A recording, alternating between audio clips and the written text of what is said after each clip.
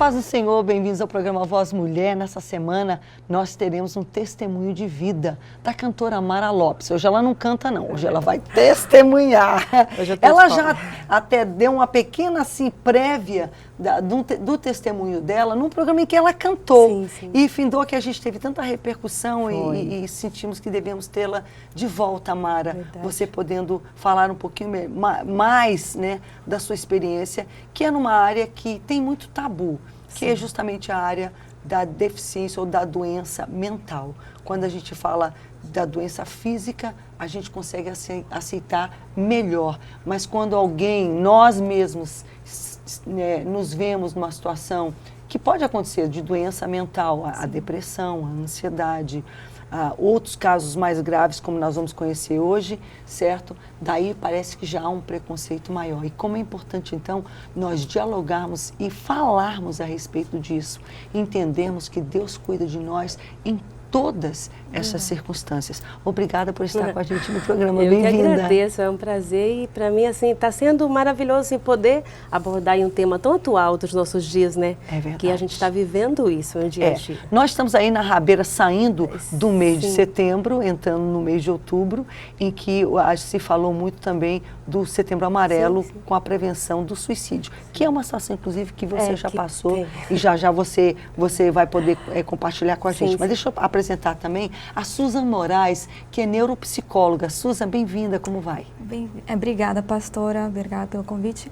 É uma honra poder estar aqui, poder trazer compreensão, maior entendimento, né, esclarecimento dessa parte de doenças mentais, de problemas, questões psicopatológicas. Tá certo. A Susan é líder do louvor dos jovens do Tempo Central, então a Mara é cantora, a Susan também é. E para fechar esse trio de gogós de ouro, e elas foram tão bondosas comigo, eu disse, pô, a gente pode fazer um quarteto, pastor. Eu digo, eu vou lá assim, só dar aquele backing vocal, a Noelle Santos, que já veio outras vezes. Noelle, bem-vinda, muito bom tê-la aqui.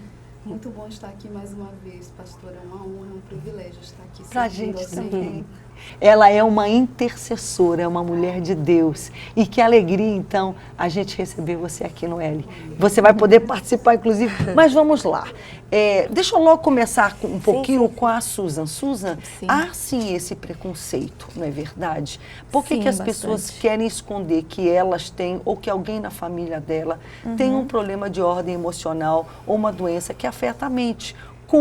Não, eu não sou doido, não entendendo que não é bem assim. Como é que é essa história? Inicia com a falta do entendimento e do conhecimento de como isso funciona, né? Porque, como você mesmo falou ainda agora, é muito mais aceitável que a pessoa tenha uma doença física, algo mais palpável, né? Algo que se possa provar com um exame, com uma radiografia, não sei. Mas quando se fala de algo que as pessoas correlacionam com talvez até o espiritual, então aí já entra uma questão de um preconceito, né? De medo. De medo de poder enfrentar isso. Aquilo que a gente não sabe explicar, o que não sabe, mas a informação, você justamente se dedica inclusive eu achei interessante que você não é apenas psicóloga, você é neuropsicóloga. Sim. Ao que se dedica exatamente essa especialidade? Porque essa linha de profissional, ela vem trazer para nós que nós somos corpo, alma e mente. Então, não há uma separação entre essas três coisas, esses três seres que somos nós, somos cada um de nós. E como isso está interligado entre um e outro, como afeta um ao outro. Eu acho que a igreja hoje começa a entender isso melhor, porque de alguma forma muitos pensam que a igreja só cuida do espírito. Sim. Né? Hoje já com a ação social, não é isso, Noelle? Se começa a ter uma ação maior também com a parte física, mas a gente olhando uma Bíblia, nos Salmos, então, Elias, Paulo, enfim, tantas pessoas falam da alma. Por que te abates a minha alma? A alma, gente, é o psicológico. Sim. É a parte que adoece. Vamos lá, Mara, conta um pouquinho pra gente do seu testemunho, né, e como é que isso tem impactado a sua vida. Sim, como eu já falei algumas vezes, assim, rapidamente, né, resumidamente, meu esposo, num assalto que houve em uma das lojas que ele era supervisor, ele teve um trauma após esse assalto, né? E assim, essa pessoa que no caso assaltou a loja, passou a persegui-lo. E daí então ele surtou, de repente. Chegou em casa um dia e quando chegou em casa, já chegou com o carro todo quebrado e ele já não era mais ele ali. Entendi. Já estava vivendo um mundo paralelo àquele. E daí eu vi que ali tinha acontecido algo muito grave. Então procurei ajuda imediatamente. Clínica, né? No início procurei ajuda clínica porque achava que apenas podia ser alguma coisa neurológica. E quando eu cheguei, até fui no neuro com ele, e o neurologista de cara disse, não, isso em 2012. Não, isso não é comigo. Isso daí é psiquiatria. Só que eu, de cara, não quis aceitar que aquilo ali fosse para o psiquiatra. Porque a gente, pelo preconceito Associa já, entendeu? a A loucura. loucura. A loucura, exatamente. Mas eu tinha que entender que ele precisava ser cuidado por esse profissional. E ele, mesmo na demência da mente que ele estava, ele também, eu via no olhar dele que ele não queria ser tratado por um psiquiatra. Porque lá no fundo, no subconsciente dele, ele tinha esse medo, né? De estar louco mesmo. Toda pessoa ela passa por esse processo de aceitação de que precisa desse tipo de ajuda. E daí eu procurei o profissional, que é o psiquiatra, e daí ele já, de cara, disse logo... Engraçado que ele não buscou meias palavras. Ele viu todo ali o histórico e disse assim para mim, você está preparada? Isso é para a vida toda. Eu olhei para ele, eu sorri, mas com aquele sorriso nervoso, né? E ele falou, isso é para a vida toda, é irreversível.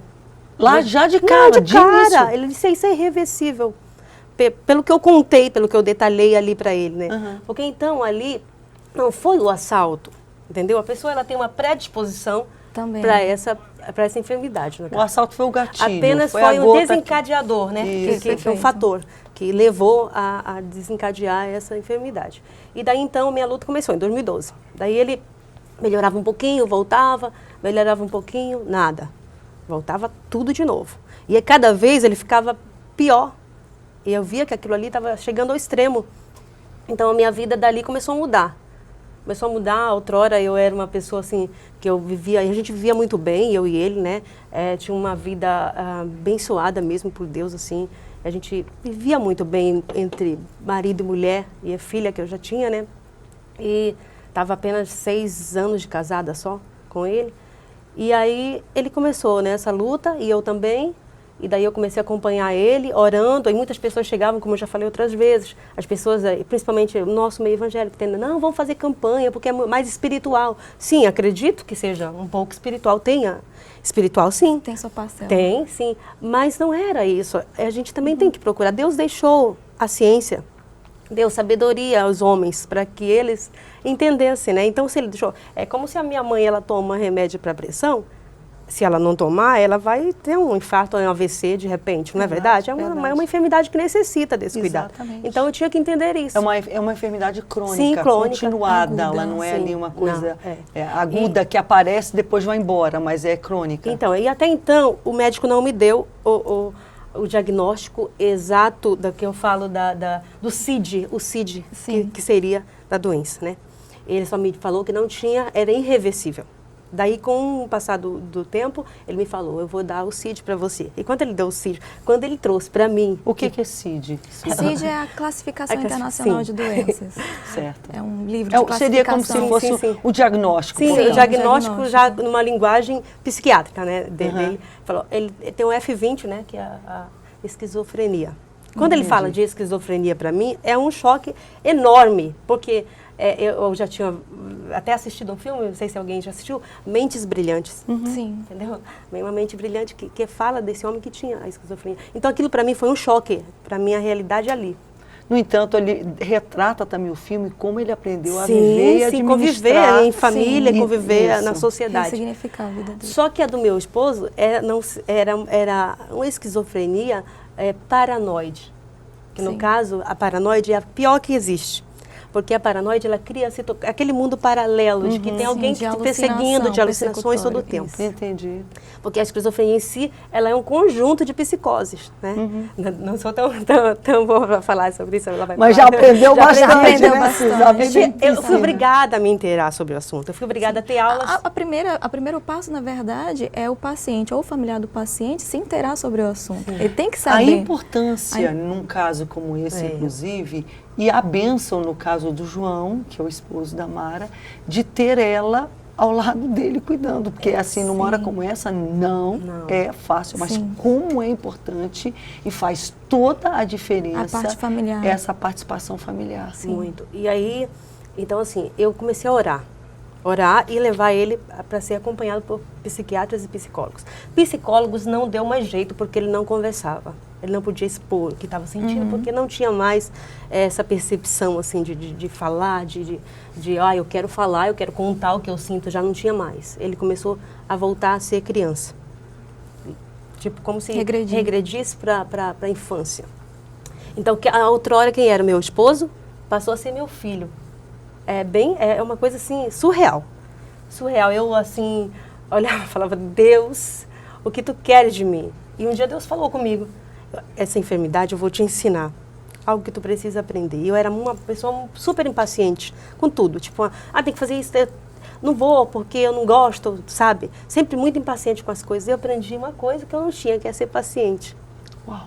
Aprendi muito, viu, pastora? Hoje, assim, o mundo está caindo na minha cabeça, eu não estou nem ligando, porque aprendi mesmo. Deus me fez aprender.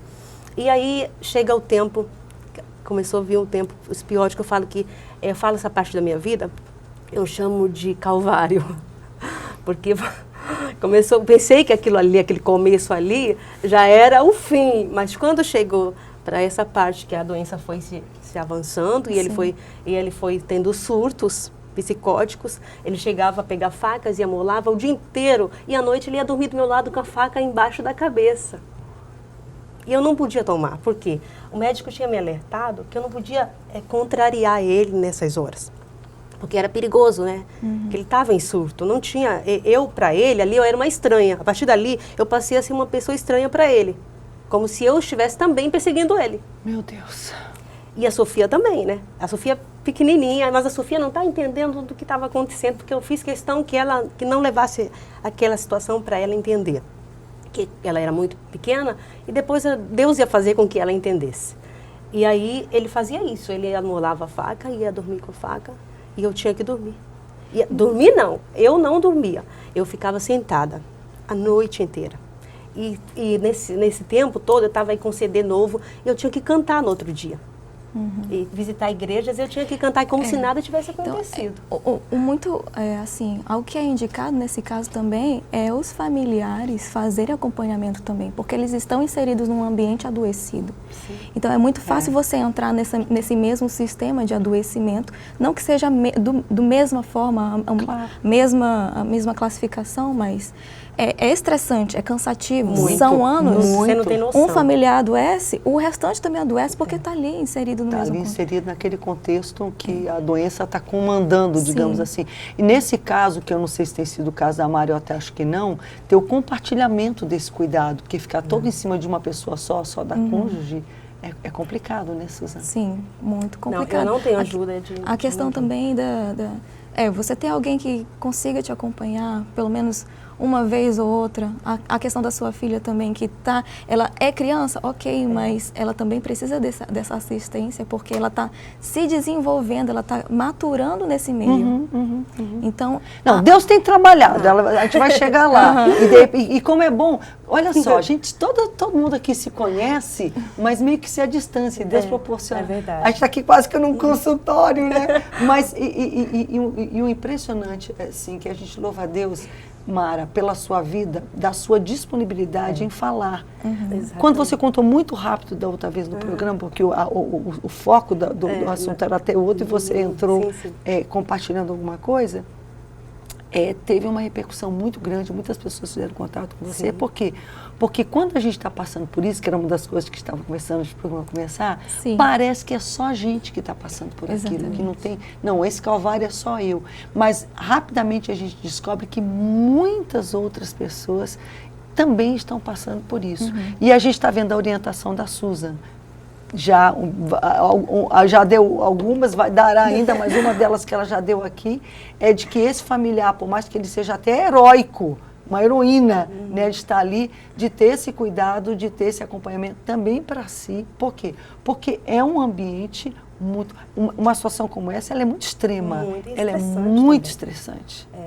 Eu posso dizer assim, Deus me preparou. Porque a partir do momento que eu soube que aquilo ali, que eu soube pelo médico, e eu pude começar ali a entender que aquilo era mais grave do que eu imaginava, eu mesma tomei a decisão de buscar estrutura física e emocional em Deus. E eu comecei ali a orar. E foi muito bom um tempo que você colocou um vídeo para nós, lá no Tempo Central, para as mulheres, no culto de mulheres, sobre o quarto de guerra. Naquela época eu estava no auge, assim, só que eu não falava ainda, porque aquilo era muito novo. A gente assistiu junto a gente assistiu. Então ali, aquele filme me mostrou ali que eu podia também fazer aquilo, que eu podia orar daquele jeito. Eu comecei a orar daquele jeito. E Deus começou a me estruturar. Me estruturar tanto que hoje, quando eu conto às pessoas, por exemplo, esses dias que eu falei um pouquinho, uma irmã me ligou da Bahia, ela falou, é surreal, não existe isso, como que você consegue? Aí eu falei, não sou eu, não é a minha força. Porque a palavra de Deus diz assim, quando nós somos fracos, é que somos fortes. É porque a força do Senhor se aperfeiçoa da nossa fraqueza. Eu digo sempre, no Tempo Central mesmo, onde a gente congrega, pastora, tem pessoas que nem sabem. Sabe por quê? Ela fala, Mara, eu te vejo aqui, eu te vejo cantando, eu te vejo rindo. A Mara ela é dos jovens e a Mara é do corpo de louvor do Tempo Central, dos adultos mesmo. E eu te vejo lá e eu não consigo entender. Por quê? Eu disse, gente, porque a minha alegria não depende disso. Perfeito. A minha alegria vem do Senhor. E quando a alegria nossa vem do Senhor, independe de como você esteja, das circunstâncias que você esteja vivendo. Quem sabe você está assistindo a gente dizendo, mas eu não tenho força dela. Porque realmente é surpreendente, Susan. E não quer dizer que você não precise de acompanhamento. Sim, e a gente, Deus vai cuidar. E a gente sabe que Ele tem sustentado, como Ele tem sustentado também a Sofia, não é verdade? Mas, de repente, há pessoas que de repente, não têm essa estrutura toda e a gente está entendendo aqui que é necessário ter esse acompanhamento. Não é, Ali? Você é uma mulher de oração. E a gente sabe que tem casos, sim, que tem um aspecto espiritual. E não é nem que só começou espiritual, até a própria situação. Então, a intercessão, ela é muito importante numa hora como essa. Da gente manter viva a intercessão, mas entendendo também que há o outro lado físico, emocional, e encontrar. Você percebe que as pessoas, você que é intercessora, percebe que as pessoas às vezes só querem espiritualizar? Ou não querem ter nada, sabe, entendeu? É tipo, a gente polariza, ou é tudo ou é nada. Como é que é isso? Pastora, olha como Deus é lindo. Além de ser intercessora, eu vivi esse quadro de depressão. Olha só, não é? Na missão de mulheres. E quando eu falei meu testemunho, quando o Senhor me curou, né, porque eu não tive o apoio, a família nem detectou a minha depressão. Eu falei com as meninas antes da gente entrar aqui, eu me isolei. Devido ao acidente que eu sofri. E quando eu vi meu machucado, que era irreversível também, eu entrei em depressão. Mas eu tinha que estar na missão com mulheres e ninguém sabia. Mas elas me viam só chorando. E hoje eu falo para elas, eu tentei me matar 2 vezes. Tentei me matar 2 vezes. Uma tomando remédio e outra eu cheguei a colocar a corda que eu ia me enforcar. E a gente vive isso. Né? E olha como é coisa linda. O programa está lindo. Né? E eu nem sabia que nós íamos falar isso. E eu estava aqui, eu disse, Jesus. E as nossas mulheres passam por isso, pastora, porque quando eu falo o meu testemunho, elas vão depois lá, minha irmã, ore por mim, interceda por mim. E dão nomes aonde eu vou, pastora, aonde eu piso meus pés, eu falo meu testemunho. É bom que como intercessora você se torna autoridade nessa área que você venceu, né? Então você tem esse poder por orar. Exatamente. Né, é por isso que o título do CD é Milagre no Mar, que fala de todas as áreas da minha vida, porque afetou meu casamento, afetou o financeiro, afetou tudo, o social, tudo. Eu me isolei completamente. Claro. Claro, né? claro. Mas graças Eu a lhe Deus agra... estou aqui. como a gente não planeja, e mesmo assim, novamente eu lhe agradeço por contar, porque este é o grande drama. Eu já passei, todo mundo que assiste Voz Mulherando sabe que eu, de vez em quando eu falo, na verdade, eu não só passei por um incidente de depressão. Depois, olhando em retrospectiva, eu fui identificar que eu comecei a lidar com depressão quando eu tinha 16 para 17 anos. Eu já conhecia o Samuel, mas entendeu? Só que era aquela coisa que, eu me lembro que eu fui conversar com pessoas da minha família e a resposta que eu tive, para com esse fricote, para com isso agora, deixa de onda. E eu falei, tipo assim, então, eu não posso contar para ninguém, porque as pessoas não vão entender. Foi logo que eu captei. Então, isso é terrível. É terrível isso que você vai contar para alguém, a pessoa falando, calma, vai passar. Eu já passei por isso. Sim. Mas não, naquele momento as pessoas com quem eu conversei, não sei se não tinham, não souberam me acolher. Sim. Então é muito importante você hoje estar sendo acolhida, entender que isso acontece, que faz parte do viver. Mas, né, com a ajuda profissional, com a ajuda de Deus, com a ajuda da família, com esse compartilhamento aqui. Por isso que os grupos de apoio são muito importantes, né, Suzana, numa hora como essa. Sim, pela questão do esclarecimento. Aqui no comentário da Noeli, né? Ela falou assim, porque minha família não conseguiu nem detectar. É meio complicado eu pedir alguma coisa de alguém que não tem aquilo para dar. Né? Então, essa questão dos grupos... Que foi o meu caso, eu pedi, mas eles não tinham. Exatamente. Essa questão dos grupos, eles vêm justamente para trazer esse conhecimento, esclarecimento. Porque aí, se você tiver um familiar que está passando por isso, você vai conseguir perceber o que está acontecendo. E aí você vai tomar alguma atitude em relação a isso e levar essa pessoa para um psicólogo, para um psiquiatra. A gente falou do grupo de apoio, mas no caso da Mara, que começou por um neurologista, é muito importante ir no médico correto, dependendo da patologia. Até pode ser um neurologista, mas, digamos assim, geralmente quando descamba mais para esse lado, é o psiquiatra mesmo. Sim. E no aspecto mais relacional, o psicólogo, é isso mesmo? É isso mesmo, porque assim, na verdade, as pessoas não sabem para onde que tem que ir. Então, contanto que vá ao médico e ele consiga classificar, detectar, avaliar o que está acontecendo, aí ele faz o devido encaminhamento, né? Dependendo, como você falou, dependendo do caso clínico, pode estar envolvido sim psicólogo, psiquiatra e neurologista, porque tem alguns casos clínicos que necessitam de medicação, então precisa da avaliação e dessa interdisciplinaridade, trabalhando junto para poder ter... Mas muitas vezes a pessoa só quer o remédio e não entende a importância do acompanhamento psicológico para você se conhecer, para você identificar. Também já passei por ele, como foi benéfico. Perfeito. A questão do acompanhamento psicológico, porque assim, a medicação, eu costumo dizer que é 50% do tratamento, né? Porque, como eu falei, temos corpo, alma, mente, tudo interligado. Né? Então, cada um é uma retroalimentação, um alimenta o outro. Tem a parte neurológica que influencia no meu comportamento, a parte hormonal e precisa de medicação. Mas a medicação, ela não muda meu comportamento. Ela não muda a minha mentalidade, ela não resolve os meus problemas. É nesse momento que a conversa... A medicação, ela equilibra as coisas, mas se eu não cuidar daquele sentimento, eu vou cair de novo naquela mesma situação. Perfeito. Mara, a gente vê realmente o milagre de Deus na tua vida, mas você sabe também que assim, Deus tem proporcionado os intercessores. Numa hora como essa, você falou algo interessante agora há pouco, antes do programa começar. Muitos amigos... A gente perdeu muitos amigos, e muitos amigos assim que a gente achava que eram amigos mesmo. E essas pessoas, meu marido tinha muitos amigos aí espalhados por Belém, São Paulo, Rio, e aí esses amigos, assim, quando souberam do que se tratava, eles sumiram do nada, nem me perguntaram, nem para mim que estava lúcida e estou, não me perguntaram mais nada, e sumiram e não quiseram mais saber. Daí então, para mim, doeu. Doeu porque aquelas pessoas, eu tinha ali um carinho grande por elas.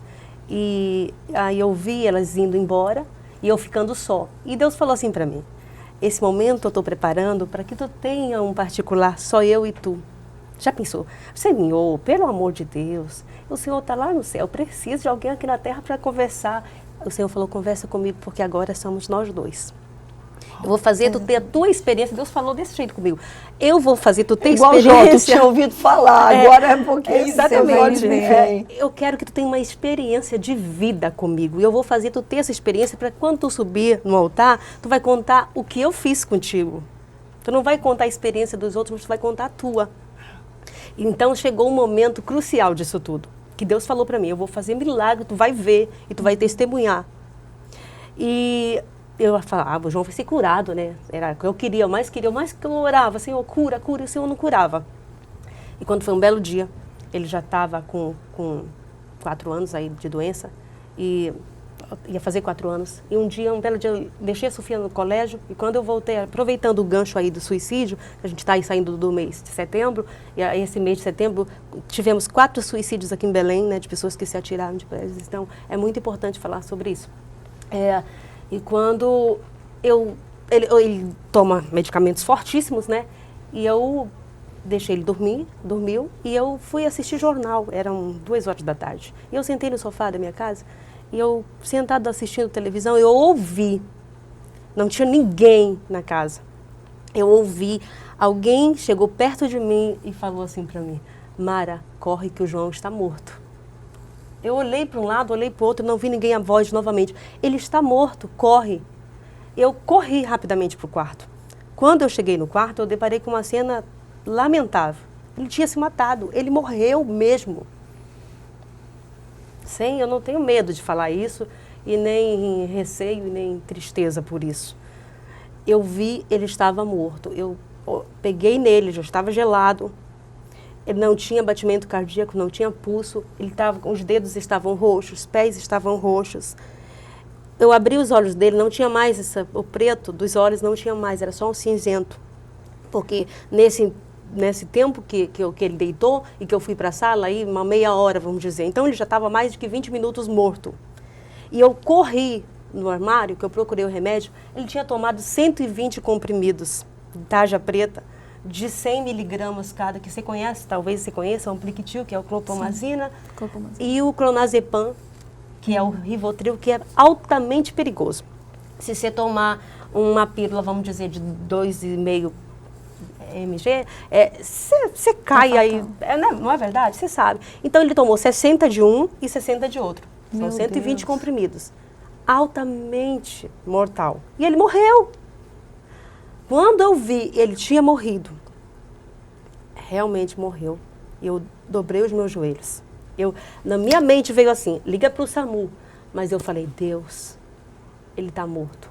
O que eu faço? Senhor, se clama a mim. Eu dobrei os meus joelhos do lado da cama, ele totalmente morto. Eu disse, Deus, tu me conheces tanto tempo. Tu me conheces desde que eu fui gerada no ventre da minha mãe. Tu sabe quanto tempo eu te sirvo, quanto tempo eu subo no altar para dizer que o Senhor é bom, que o Senhor é vida, que o Senhor é força. E Satanás veio tocar dentro da minha casa, no meu esposo. Senhor, eu aceito perder para o Senhor, mas para Satanás não. Falei, os meus vizinhos todos me conhecem, sabe que eu te sirvo. Como é que eu vou ficar diante deles que não te conhecem? Poxa, mas ela vai tanto na igreja, ela serve tanto a esse Deus e o esposo dela tirou a vida dele.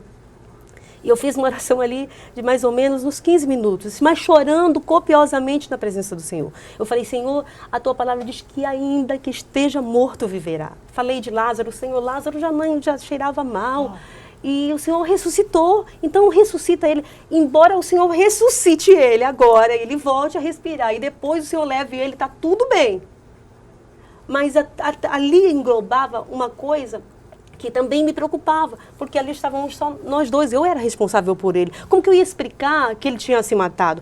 Que de repente alguém podia achar, devido a eu querer fugir da luta, vamos dizer assim, né? Vamos dizer que eu cessei ali a vida dele, porque tem tudo, né? Eu sou responsável por ele. E eu comecei a chorar assim, mas o meu medo e a minha tristeza que eu sentia naquele momento era que, poxa, você serve tanto a Deus. Sabe, eu sei que ninguém é super-homem, ninguém é super-mulher, nós somos cheios de falhas, mas eu não queria perder para Satanás ali. Aquela guerra ali, eu tinha lutado tanto, eu não podia perder para o inimigo naquele momento. E eu comecei a clamar. Quando eu estava ali de joelho no chão, o Senhor falou assim para mim, por isso que eu falo sempre, quando eu dou esse testemunho, eu falo sempre, Deus, Ele confunde as coisas grandes, que se acham grandes, né? com coisas simples. Ele confunde, ele usa as coisas simples para confundir aí as grandes. E de repente, aquela mesma voz que me chamou para eu socorrer, que ele já tinha morrido, aquela mesma voz disse para mim, vai na geladeira, pega um copo de leite gelado, abre a boca dele e coloca que eu vou ressuscitar ele. Eu falei, Deus, como? E eu fui na geladeira, peguei o copo, abri a boca dele. Pra você ter uma ideia, que ele já estava duro. E eu coloquei o leite, quando eu coloquei, um copo cheio, vazava todo pelos lados, porque não tinha vida ali, não ia para dentro dele, o leite. Aí eu comecei, Senhor, o Senhor mandou. E no final, ali, quando estava aquele pouquinho de leite, o Senhor disse, agora, aquele restinho de leite que foi, desceu, o leite desceu. Eu vi que não escorreu mais. E quando desceu, ele fez assim, ó. Ele fez. Lá no fundo. Meu. Aí eu peguei, ele começou a respirar e começou novamente aqueles batimentos bem lentos, sabe? Bem lento. Jesus.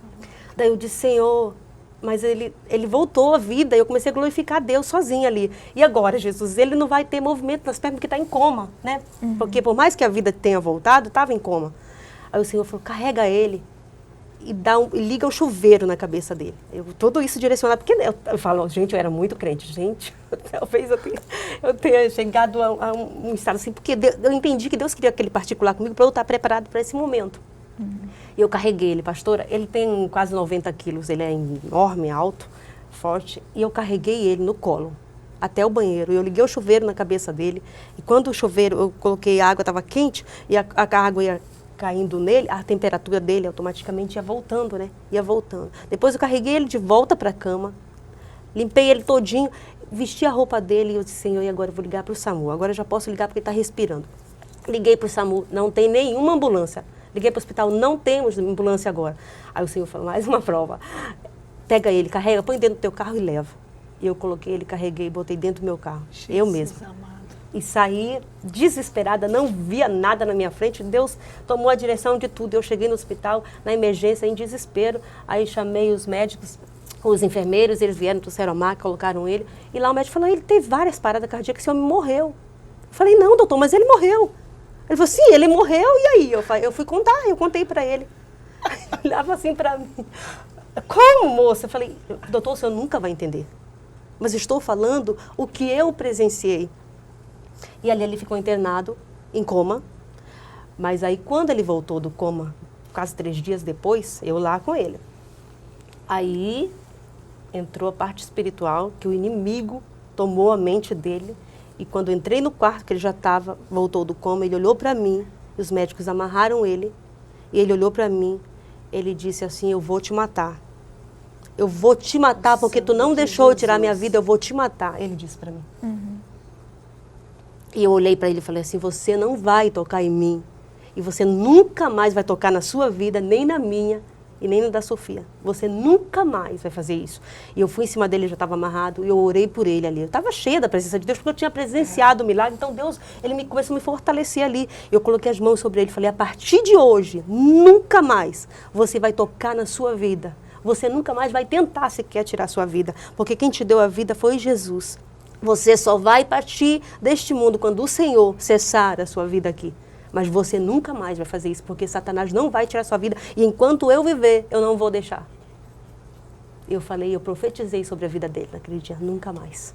Até houve, talvez você sabe, até comentei no grupo uma vez, depois que aconteceu isso, eu não tinha contado o que tinha acontecido, e Satanás se apresentou para mim na minha casa. Como um homem mesmo, chegou só com um shortinho todo cheio de lama da cabeça aos pés, um dia que eu cheguei.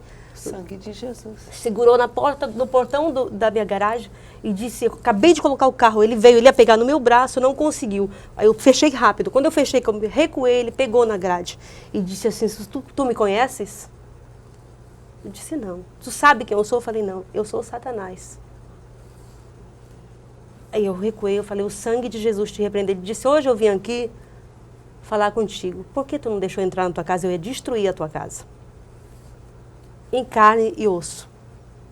Eu ia destruir a tua casa. A Sofia ficou paralisada, olhando para aquele homem.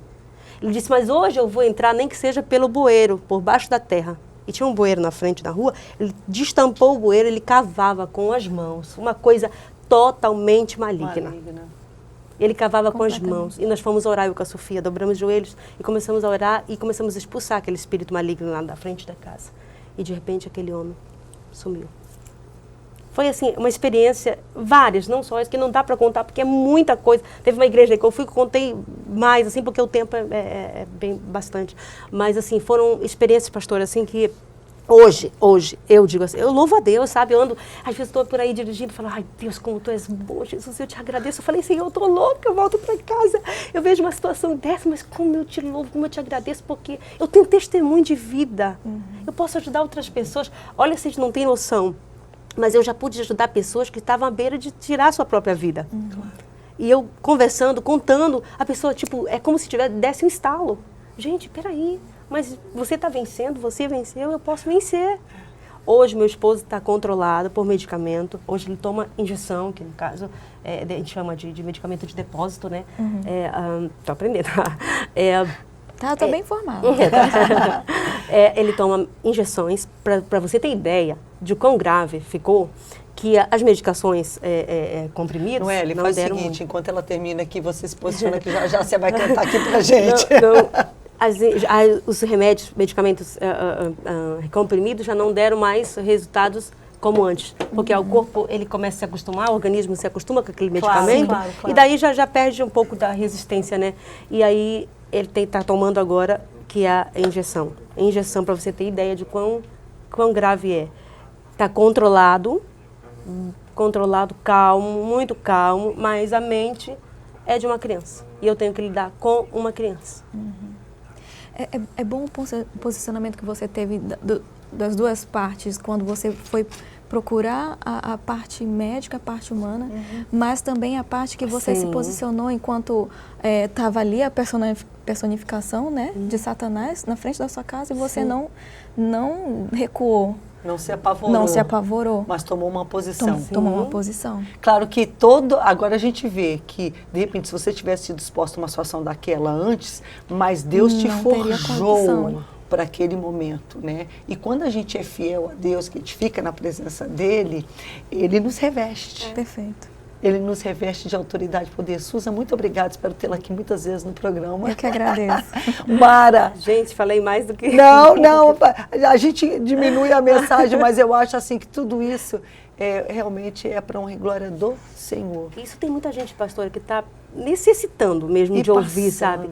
E passando por uma situação até pior que a minha. Né? Pior. Ou quem sabe muito menos pior, menos tá se acabando. Eu conheci uma pessoa essa semana que ela está com uma situação bem mais leve, muito leve. Muito mais eu falo, branda. nossa, isso não é nada. E ela disse, não, eu não quero mais, eu desisti, eu não quero mais. E acabou. Acabou, não tem conversa. E eu chorei, porque eu falei assim, Deus, Senhor, eu sou de outro mundo. Mas eu entendo que Deus, ele me preparou. E eu falo sempre uma coisa, Deus, tu investiu em mim, tu disse assim, eu vou contar contigo, eu posso contar contigo. E o Senhor disse isso para mim, então tu vai contar comigo até o dia que o Senhor dizer não. Foi até Essa aqui. palavra investiu, ela está numa frase que eu tirei de um livro, de alguém que eu vou citar daqui um pouquinho. Guardem essa palavra. Deus investe. Deus investe. Deus investe em nós. Ele não pede de nós nada que Ele já não colocou lá. Se Ele pede, é porque Ele já investiu. Vamos com o louvor e a gente volta meditando um pouquinho na palavra.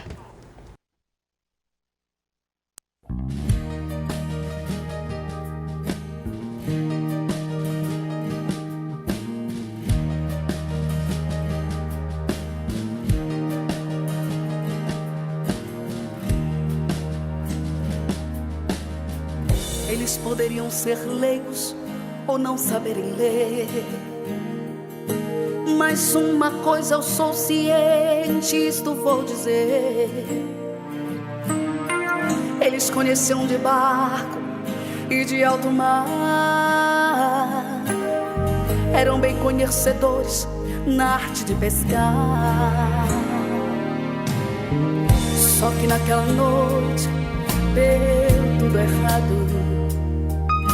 Jogaram a rede pra direita e pra o outro lado. Tudo que eles faziam nada dava certo. E agora o pão daquele dia estava incerto. Mas de repente os discípulos escutam uma voz vindo da beira do mar, dando a eles uma ordem pra que lado a rede jogar. E assim consequentemente os peixes pegarem. Eles jogaram e quando tentaram erguer a rede, não puderam levantar. Tiveram que chamar outro barco para vir o ajudar, porque tinha peixe em abundância pra pegar. Vai ser em abundância o que Deus vai fazer na tua história. Vai mudar o quadro dessa tua prova, vai mudar o rumo e te fazer vencer. Vai ser inexplicável, pois o que tu já tinha dado por perdido, hoje Ele vai fazer o impossível. Vai fazer milagre, todos vão ver. Vai ter milagre no mar da tua vida, vai ter milagre no mar da tua história, vai ter milagre no mar do teu trabalho, vai ter milagre no mar da tua prova. Aonde você passou decepção, aonde você tentou sem solução, vai ser um lugar que Deus escolheu pra tua vitória.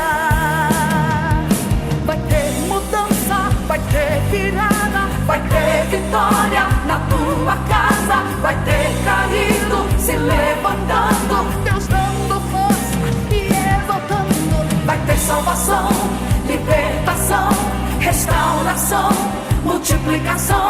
Vai ter milagre acontecendo na frente do povo e o povo vendo. O que faltava agora vai sobrar, e o que foi embora agora vai voltar. E o que tu não tinhas hoje, Deus hoje te dá.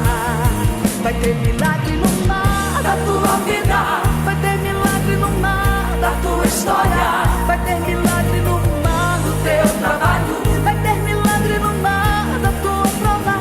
Aonde você passou decepção, aonde você tentou sem solução, vai ser um lugar que Deus escolheu pra tua vitória. Vai ter milagre no mar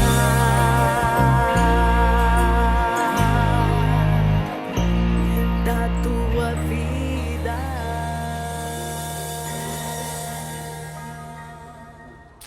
Aleluia! Este é o Deus que nós servimos. Ele nunca disse que não ia ter tempestade no mar.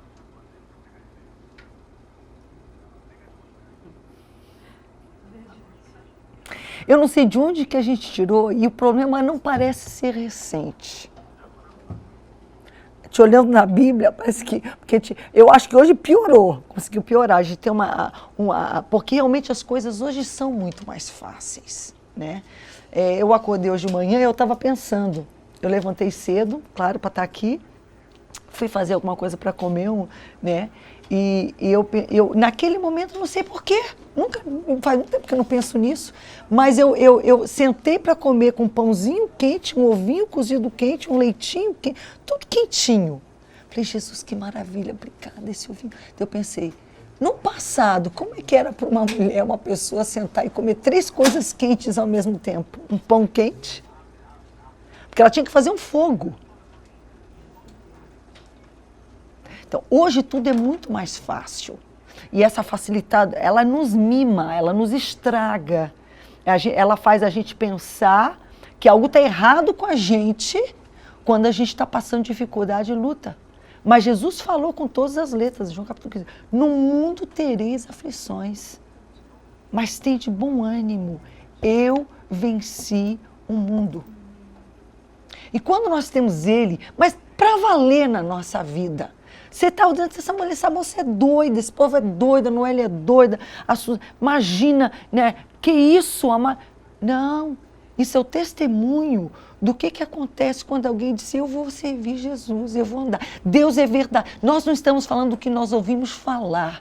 Nós estamos falando do que nós vivemos. Nós estamos testemunhando o que nós passamos, o que ela está testemunhando, o que ela está passando agora. E, no entanto, ela está aqui passando pela prova, vou te falando, glória a Deus. Claro, teve muita lágrima, tem muito choro, e ainda tem. Mas algo... Eu lembro que eu comentei um personagem, até anotei o nome dele, e a foto dele está aí. Eu separei e depois vou colocar na tela para você. Esse rapaz, o nome dele é Nicolas Vujicic. É um nome... Sei que nacionalidade, mas ele nasceu sem braços e sem pernas. A família dele servia a Deus, ele foi apresentado a Deus. E ele orou toda a infância dele, toda a juventude dele. Deus, me dá um braço, um que seja, uma perna, um braço. Sabe o que você nascer sem braços e sem pernas? A gente tem 4, às vezes não tem um dedo, alguma coisa que está faltando. Ele não tinha nenhum, ele queria um que fosse. Mas Deus não respondeu a oração dele dessa forma. Em vez de Deus dar braço e perna para ele, ele escreveu assim: Deus me usou para alcançar pessoas em incontáveis escolas, igrejas, prisões, orfanatos, hospitais, estádios, convenções. Melhor ainda, eu já abracei milhares de pessoas em encontros face a face, que me permitem dizer para elas o quão preciosas elas são. Deus usou o meu corpo diferente. O corpo dele é diferente. Deus usou o meu corpo atípico, ele escreve, e me investiu. Foi a palavra, isso aqui é ele escrevendo no livro dele. E me investiu da habilidade de levantar corações caídos e encorajar os desanimados. Eu achei, quando você falou essa palavra, eu peguei. Porque quando eu escrevi, eu agrifei, eu achei interessante, ela me chamou a atenção. Investir. Investir é colocar algo lá. Deus não tira, Deus não pede sem que primeiro ele tenha investido. E nós estamos aqui para proclamar, eu quero compartilhar com você a minha palavra, eu não vou demorar muito, porque a gente se empolgou com a nossa entrevista, mas está em 2 Coríntios capítulo 12, que a Mara já citou aqui. Foi a palavra que o Senhor colocou. Porque nós achamos, na verdade, isso é típico de nós. Nós sempre queremos mostrar o nosso lado melhor. Ninguém quer chegar revelando fraqueza, né? A gente sempre quer dar a boa impressão. Então a gente esconde, a gente omite, a gente tem preconceito, a gente não, né, Suzana, a gente não revela aquilo que a gente tem de ruim. Mas a gente não está entendendo que claro, que a gente quer impressionar as pessoas pela nossa força, pela nossa perfeição, que tudo com a gente é certinho. Mas nós só conectamos através das nossas fraquezas. Nós conseguimos ministrar efetivamente na vida das pessoas quando nós admitimos, nós abrimos e contamos as nossas fraquezas. Quem entendeu isso perfeitamente foi o apóstolo Paulo. Tanto que ele poderia, em João, se a gente lê em 2 Coríntios, a gente vai ler no 11, lá a partir do 4, 2 Coríntios todo praticamente ele se dedica a isso. E ele, em outros momentos, ele fala assim, eu estou falando aqui como um doido agora. Literalmente, ele usa essas palavras. Se alguém pudesse se gabar de alguma coisa, sou judeu dos judeus, apreciei a pé do fariseu dos fariseus, aprendi aos pés de Gamaliel, sou cidadão romano. E, de fato, quando a gente olha assim para o que Deus fez, gente, a maioria do Novo Testamento passou pela caneta de Paulo. Ele não foi um dos discípulos que andou. Jesus apareceu para ele, mas ele não foi um daqueles 12 que andou com Jesus. Mas ele foi escolhido. E é interessante que ele teve revelações, ele foi levado para o terceiro céu, ele teve visões, ele teve experiências espirituais fantásticas. Mas ele falou assim, mas se eu tiver que me gabar, literalmente ele usa, me vangloriar, porque a palavra vangloriar é uma palavra mais antiga, né? O equivalente, ela comum hoje no nosso português, é se eu puder contar vantagem, se eu puder me gabar de alguma, se eu tivesse que contar alguma coisa assim especial, se eu fosse me gabar de algo, no entanto, não seria disso.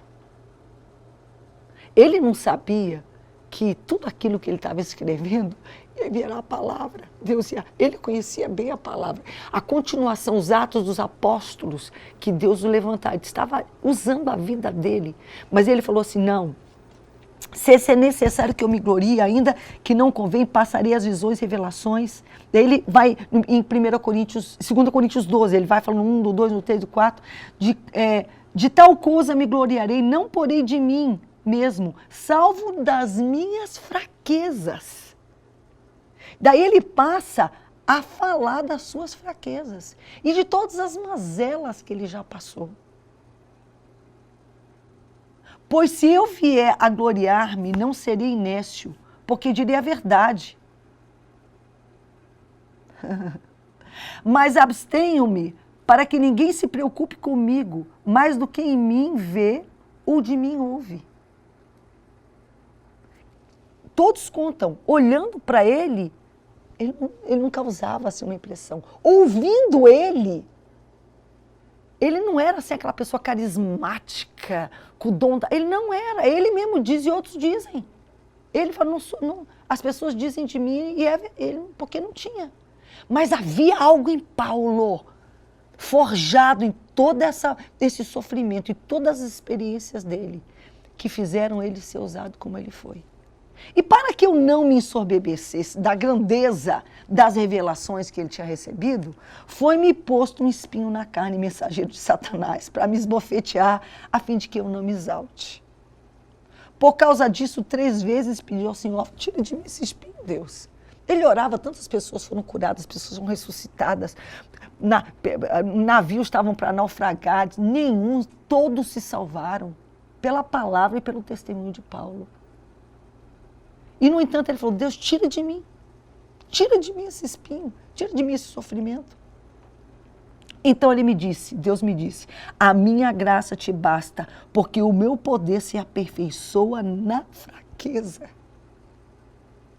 De boa vontade, pois, mais me gloriarei nas fraquezas, para que sobre mim repouse o poder de Cristo. Nós vamos orar agora. Eu vou continuar essa mensagem outro dia. Porque quando sou fraco, ele diz, terminando no verso 10, é que sou forte. Na nossa fraqueza, a gente já não depende de si próprio. Olha, o ser humano não gosta disso. O ser humano do nosso tempo, então, é que não gosta mesmo. Depender de Deus, como assim? Depender de Deus resulta nisso que você acabou de ouvir aqui. Em milagre. No inacreditável, por assim dizer. Porque é. Mas o poder de Deus, ele se aperfeiçoa na nossa fraqueza. A Márcia do Rio de Janeiro pede oração por uma porta de emprego. A Laura Cio no Rio de Janeiro também, por cura na família. O Reginaldo da Bahia, oração por cura da sua esposa. O Cirnei de Minas Gerais, oração pela família. A Ana Fraga, do Rio de Janeiro, oração pela vida financeira. A Inês Pimentel, de Belém do Pará, oração por libertação dos filhos. A Maria Pereira, do Rio, oração por libertação e saúde. Qual é o seu pedido de oração? Geralmente no início do programa, eu gosto de entrar logo convidando você para participar. O contato está aí na sua tela. Pode enviar ainda. A gente vai orar agora. Os que a gente não lê nesse programa, a gente lê no próximo programa. O nosso ciclo de oração, as nossas irmãs oram pelos nossos pedidos. O código está aí, o telefone está na tua tela, o 91-992420855, tá certo? Passe o zap para a gente, salve nos seus contatos, passe um zap para a gente com o seu pedido de oração. Vamos agora orar. Deus, nós estamos na tua presença. Primeiramente, nós apresentamos a tia Mara, Deus, e o João e a Sofia. Toma essa família nas tuas mãos, Pai. Na verdade, continua a guardá-los, porque nós sabemos que eles estão nas tuas mãos, nas tuas poderosas mãos. E tu tens investido neles, investido na Mara, poder, força, para suportar essa situação tão extrema, Deus. Mas nós te pedimos, Pai, como a Noelle cantou agora há pouco, revela, continua a revelar o teu poder, porque tu tens revelado de uma forma espantosa, Deus. Continua a revelar o teu poder, a tua graça na vida dela, do João e da Sofia, Pai. Nós não oramos apenas por ela, Pai, mas nós oramos por todos aqueles que nos assistem agora e comigo oram agora, conosco oram agora, Senhor, que estão passando por situações semelhantes à dela. Pessoas doentes na família, com a doença, a mental, que ela é tão desafiadora, tão difícil, Pai. Mas seja qual for a enfermidade, seja qual for a luta agora que essa pessoa está passando, Pai, nós nos colocamos agora diante de Ti, apresentando cada pedido que aqui foi lido, aqueles que ainda estão chegando, Senhor. Te pedindo, Deus, revela o Teu grande poder na nossa vida. Investe em nós agora a Tua graça, Senhor. A graça que salva, a graça que ampara, a graça que sustenta no meio da tempestade, Pai. Da mesma forma que Tu fizeste na vida do Nicolas, Pai. Faz agora nas nossas vidas, Senhor. Que o Teu poder seja de fato, como foi na vida de Paulo, Senhor, aperfeiçoado na nossa fraqueza. Que nós não espraguejemos, que nós não reclamemos, que nós não murmuremos, não, Deus. Mas que nós aprendamos a estar na Tua presença, Senhor, confiando em Ti, sendo guardados por Ti. Porque Tu és aquele que bota Satanás para correr. Nós achamos, ajuda-nos, nos ensina a descansar em Ti.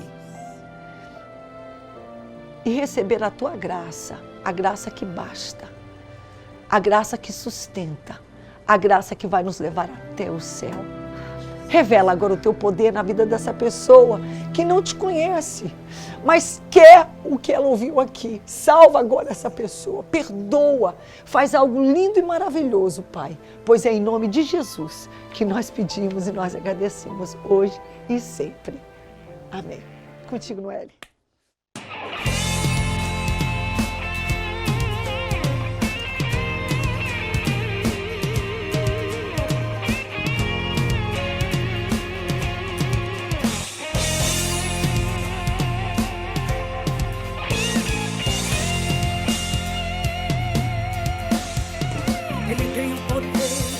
Da terra e do mar, e o controle da vida em suas mãos está. Sabe quem Ele é? Jesus de Nazaré. Sabe quem Ele é? Jesus de Nazaré.